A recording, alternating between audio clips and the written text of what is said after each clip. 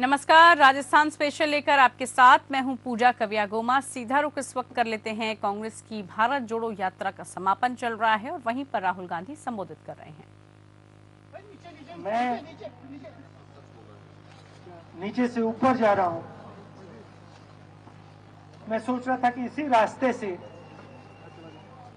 सालों पहले मेरे रिश्तेदार नीचे से ऊपर आए, सॉरी ऊपर से नीचे आए, कश्मीर से इलाहाबाद गंगा की ओर। और मुझे ऐसा लग रहा था कि मैं वापस अपने घर जा रहा हूं। घर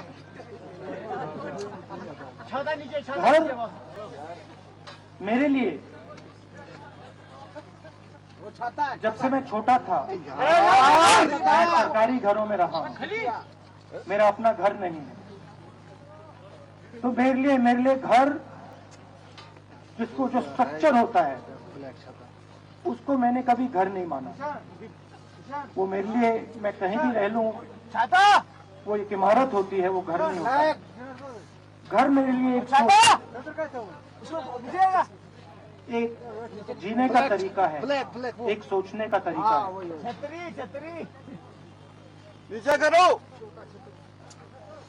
सुनता नहीं है यार। और यहाँ पे जिस चीज को आप कश्मीरियत कहते हो उसको मैं अपना घर अब ये कश्मीरियत है क्या? ये जो शिव जी की सोच है एक तरफ, और थोड़ी सी गहराई में जाएंगे तो उसको शून्यता कहा जा सकता है। अपने आप पर, अपने अहंकार पर, अपने विचारों पर आक्रमण करना, और दूसरी तरफ इस्लाम में जिसको शून्यता यहां कहा जाता है वहां फना कहा जाता है। सोच वही है। इस्लाम में फना का मतलब अपने ऊपर आक्रमण, अपनी सोच पर आक्रमण, जो हम अपना किला बना देते हैं कि मैं ये हूं, मेरे पास ये है, मेरे पास ये ज्ञान है, मेरे पास ये घर है। उसी किले पर आक्रमण करना, वही है शून्यता, वही है फना। और इस धरती पे ये दो जो विचारधाराएं हैं,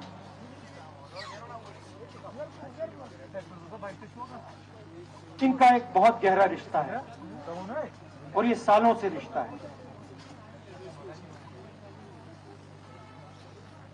जिसको हम कश्मीरियत कहते हैं।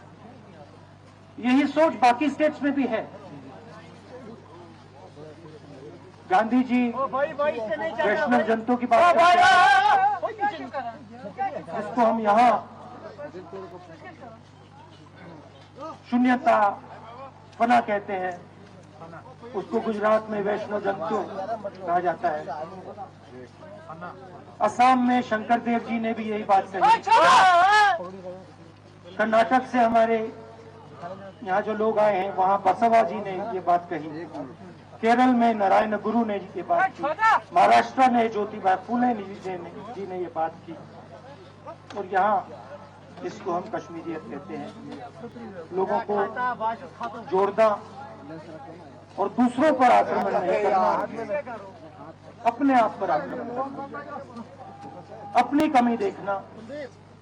कैमरा और क्लोज दिखाओ, इससे क्लोज नहीं जा सकता। मैंने आपको कहा कि मेरा परिवार कश्मीर से गंगा की ओर गया था। इलाहाबाद संगम के बिल्कुल किनारे वहां पास में हमारा घर है।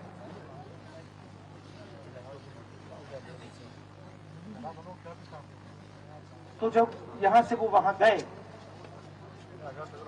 उन्होंने कश्मीरियत की जो सोच थी उसको गंगा में डाला, गंगा में ले गए उस सोच को, और उत्तर प्रदेश में उस सोच को फैलाया। उत्तर प्रदेश में गंगा जमुना और तहजीब कहा जाता है। लो ब्लैक, उसका छतरी लेके हटाओ यहाँ से।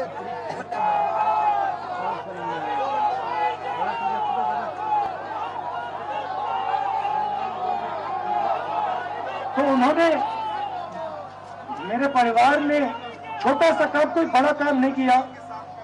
छतरे जो आपने उनको सिखाया, जो जम्मू कश्मीर के लोगों ने उनको सिखाया, लद्दाख के लोगों ने सिखाया, क्योंकि उसमें बड़ा धर्म भी है, उनके पास भी वही सोच, शून्यता की सोच उधर भी है। अरे हटो, वो देखो कुर्सी पे चढ़ गया। वो उसको ले गए और उस विचारधारा को, सोच को यार एक बार गंगा में उन्होंने रखा। लो तो मैं ये सोच रहा था तो और आगे आगे ब्लैक जैकेट जहाँ हरा लो छतरे चल रहा था, लो और मुझे उसको सिक्योरिटी वालों ने कहा था कि देखिए, यहाँ ना एक बार आप पूरे हिंदुस्तान में चल सकते हो, जम्मू में भी चल सकते हो, मगर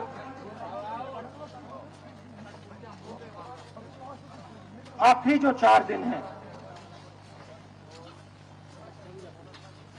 कश्मीर में, आपको गाड़ी से जाना चाहिए।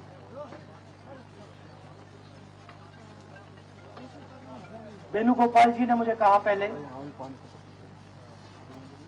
और जो ऑर्गेनाइज कर रहे थे उन्होंने कहा, 3-4 दिन पहले एडमिनिस्ट्रेशन ने कहा कि देखिए, शायद डराने के लिए, कि देखिए अगर आप पैदल चलेंगे तो आपके ऊपर ग्रेनेड फेंका जाएगा। तो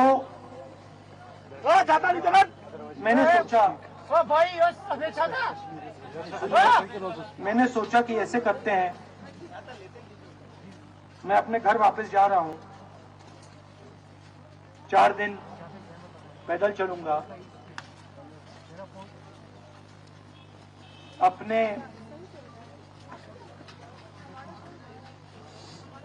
घर के जो लोग हैं उनके बीच में चलूंगा। और मैंने सोचा कि जो मुझसे नफरत करते हैं उनको क्यों ना मैं एक मौका दूं कि मेरी सफेद शर्ट का रंग बदल दें, लाल कर दें।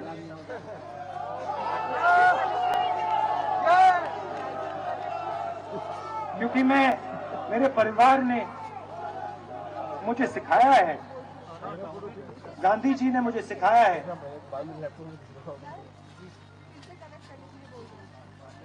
कि अगर जीना है तो डरे बिना जीना है, नहीं तो जीना नहीं। तो मैंने मौका दिया, मैंने कहा मैं 4 दिन चलूंगा, बदल दो टी शर्ट का रंग, लाल कर दो, देखी जाएगी। मगर जो मैंने सोचा था वही हुआ। जम्मू कश्मीर के लोगों ने मुझे हैंड ग्रेनेड नहीं दिया, अपने दिल खोलकर प्यार दिया, गले लगे।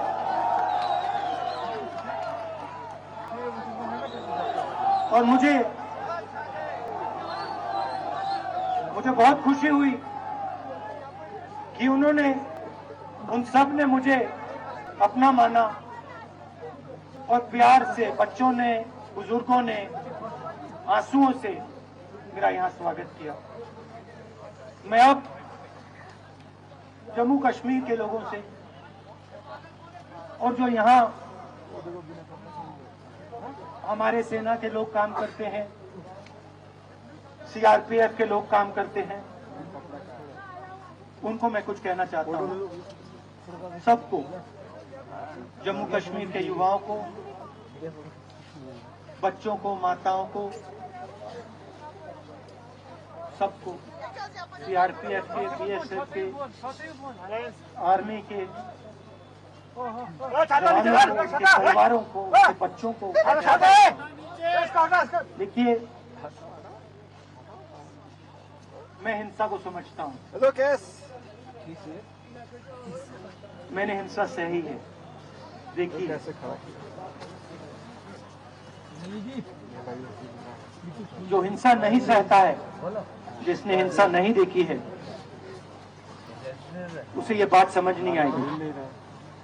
जैसे मोदी जी हैं, अमित शाह जी हैं, आरएसएस के लोग हैं, उन्होंने हिंसा नहीं देखी।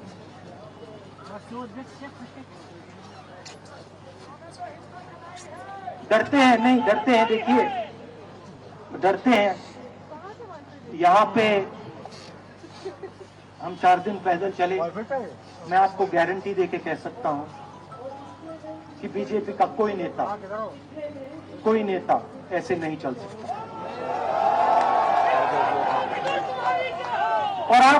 और इसलिए नहीं क्योंकि जम्मू कश्मीर के लोग, इसलिए नहीं क्योंकि जम्मू कश्मीर के लोग उनको चलने नहीं देंगे, इसलिए क्योंकि वो डरते हैं। खैर, मैं अपने जम्मू कश्मीर के लोगों को, युवाओं को, बुजुर्गों को और आर्मी के लोगों को, सीआरपीएफ, बीएसएफ लोगों को थोड़ा सा बताना चाहता हूं। देखिए, मैं जब 14 साल का था, स्कूल में था, सुबह ज्योग्राफी की क्लास में था, मैं पढ़ रहा था, सामने बैठा था और मेरी एक टीचर आई, अंदर आई और उसने कहा, राहुल तुम्हें प्रिंसिपल बुला रहा है। मैं बदमाश था, बहुत बदमाश था। जब छोटा था, बहन से पूछ सकते हो क्या क्या करता था मैं, अभी भी करता हूं।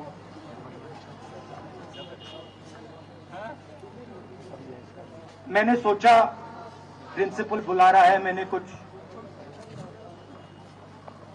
गलती की होगी, अब मार पिटेगी। वहां पे केनिंग होती थी, मैंने सोचा था केनिंग होगी मेरी। मगर जब मैं चल रहा था, जिस टीचर ने मुझे बुलाया,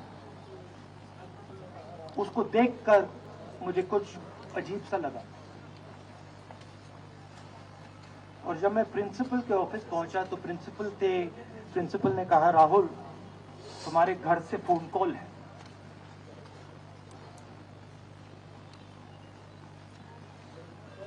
और जब मैंने उसके शब्द सुने, मुझे पता लग गया कि कुछ गलत हो गया है। मेरे पैर कांपे और मैंने जैसे फोन अपने कान पे लगाया तो मेरे माँ के साथ एक औरत काम करती है, वो चिल्ला रही थी, राहुल दादी को गोली मार दी, दादी को गोली मार दी, दादी को गोली मार दी। ऊपर कर दिया भाई, क्या 14 साल का था।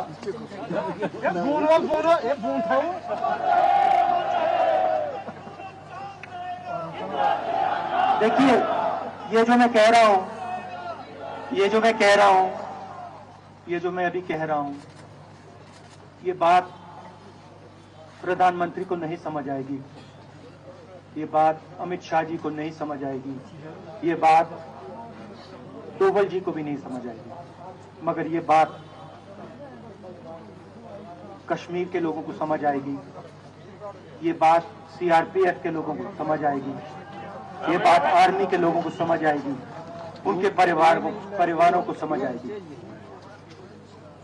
तो उन्होंने मुझे कहा, नाम ओंगमू है उसका, उसने कहा दादी को गोली लग गई, दादी को गोली लग गई।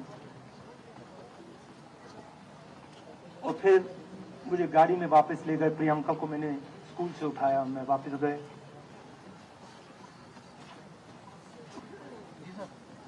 और फिर मैंने वो जगह देखी जहां मेरी दादी का खून था।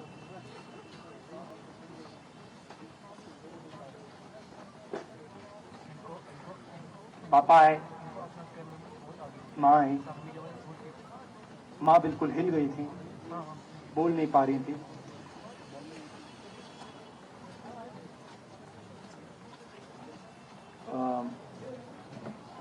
हाँ।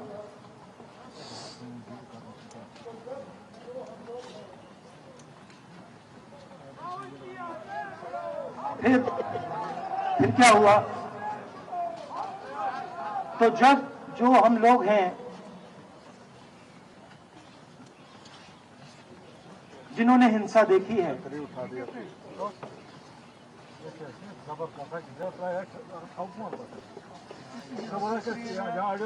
ये जो है ना, ये इसको हम बिल्कुल दूसरी तरीके से देखते हैं। ये आप सबके लिए टेलीफोन है, ये हमारे लिए सिर्फ टेलीफोन नहीं है।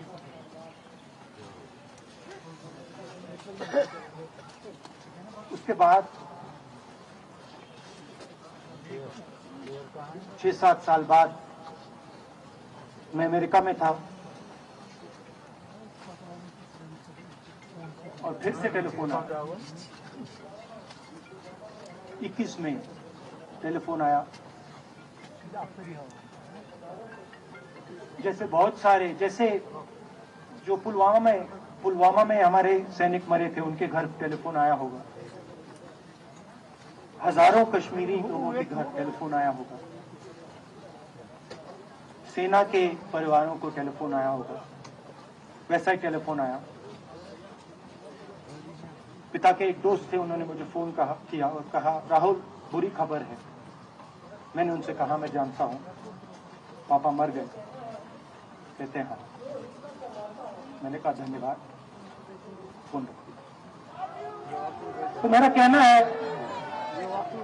कहना है जो हिंसा करवाता है, जैसे मोदी जी हैं, अमित शाह जी हैं, अजीत डोभाल जी हैं, आरएसएस के लोग हैं, वो इस बात को समझ नहीं सकते हैं, वो दर्द को समझ नहीं सकते हैं। हम समझ सकते हैं। पुलवामा के जो सैनिक थे, उनके बच्चों के दिल में क्या हुआ मैं जानता हूं। मेरे दिल में वो ही हुआ है। तो यहाँ पे कश्मीर में लोग मरते हैं, उनके दिल में क्या होता है, जो फोन कॉल आता है क्या लगता है, वो मैं समझता हूं, मेरी बहन समझती है। तो कल किसी जर्नलिस्ट ने मुझसे पूछा, यात्रा का क्या लक्ष्य है?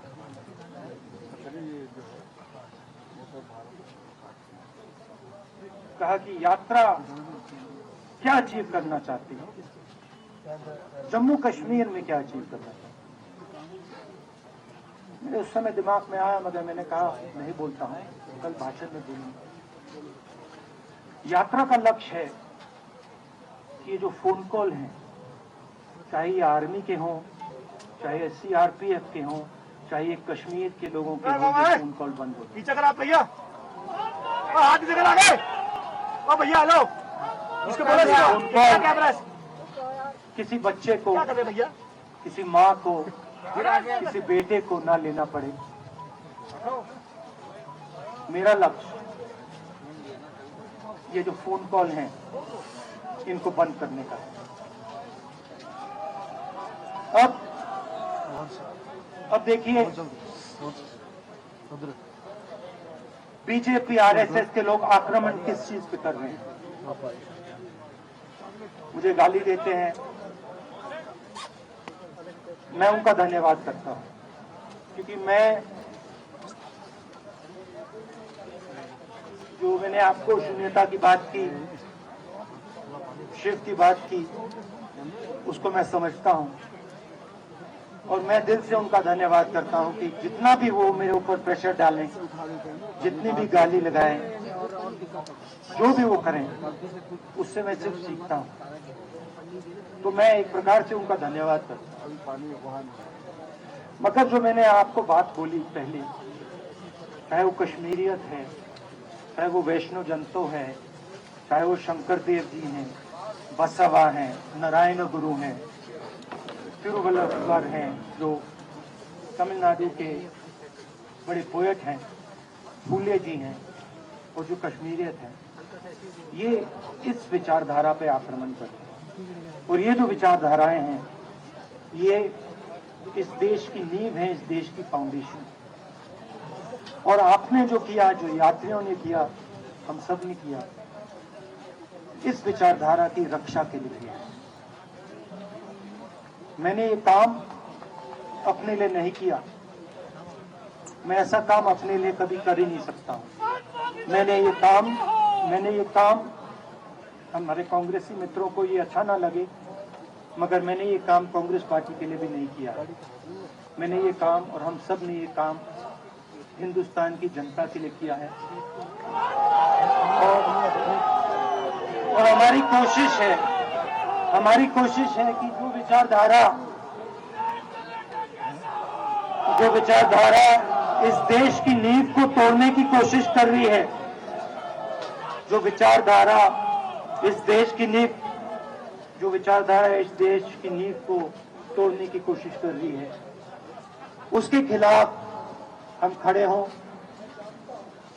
मिलकर खड़े हों, नफरत से नहीं, क्योंकि वो हमारा तरीका नहीं है, मोहब्बत से खड़े हों। मैं जानता हूं कि अगर हम मोहब्बत से खड़े होंगे, प्यार से बात रखेंगे,